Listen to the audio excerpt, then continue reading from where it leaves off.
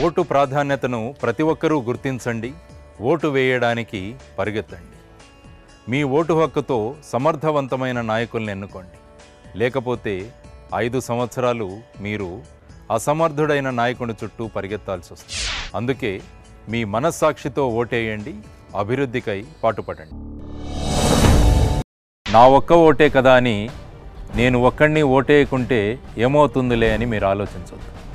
ఒక్క మార్కుతోనే ఒక విద్యార్థి పరీక్ష పాసు అవ్వచ్చు, ఫెయిలు అవ్వచ్చు.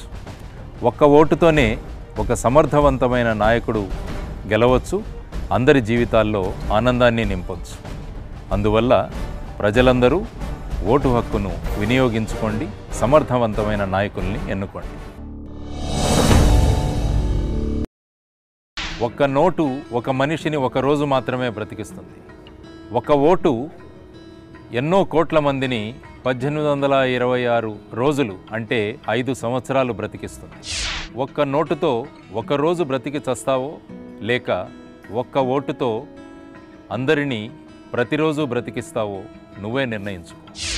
ఓటు హక్కును వినియోగించుకోండి, సమర్థవంతమైన వ్యక్తులను ఎన్నుకోండి.